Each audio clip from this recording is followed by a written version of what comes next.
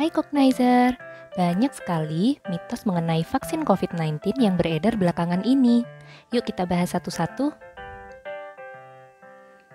Pertama, apakah vaksin COVID-19 dapat merubah DNA? Ini mitos.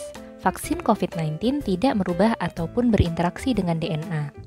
Vaksin COVID-19 yang berbasis mRNA maupun vektor virus memang memasukkan materi genetik dalam sel tubuh kita.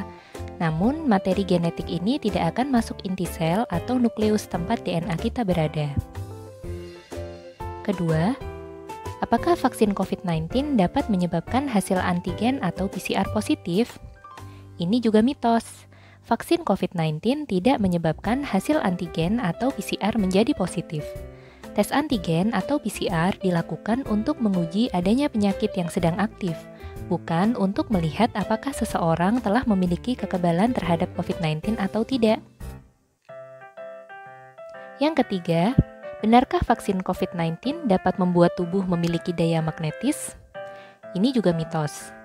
Vaksin COVID-19 tidak akan membuat tubuh punya daya magnetis. Tidak ada kandungan vaksin COVID-19 yang dapat membentuk medan magnet di sekitar tempat injeksi. Yang keempat, apakah penyintas COVID-19 tetap perlu divaksinasi? Fakta, penyintas COVID-19 tetap perlu divaksinasi karena imunitas setelah terinfeksi COVID-19 sangat bervariasi pada masing-masing orang. Selain itu, belum diketahui sampai kapan imunitas alami ini dapat bertahan.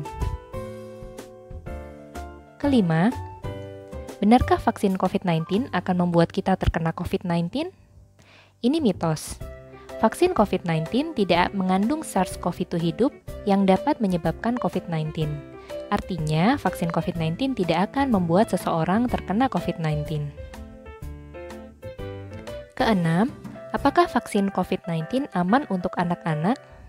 Ini fakta. Ikatan Dokter Anak Indonesia atau IDAI merekomendasikan vaksin Sinovac untuk anak berusia 6-17 tahun. Ketujuh, benarkah vaksin COVID-19 aman untuk ibu hamil? Ini juga fakta. POGI dan Kemenkes telah sepakat dalam keamanan vaksin Pfizer, Moderna, dan Sinovac untuk ibu hamil. Vaksinasi dapat diberikan sejak usia kehamilan mencapai trimester 2. Terakhir, benarkah boleh tidak lagi memakai masker setelah vaksinasi COVID-19? Ini mitos. Kita perlu tetap menggunakan masker setelah vaksinasi COVID-19 agar tidak tertular dan menularkan pada orang lain. Karena tidak ada vaksin yang 100% efektif dan memerlukan waktu untuk mencapai perlindungan vaksin yang adekuat.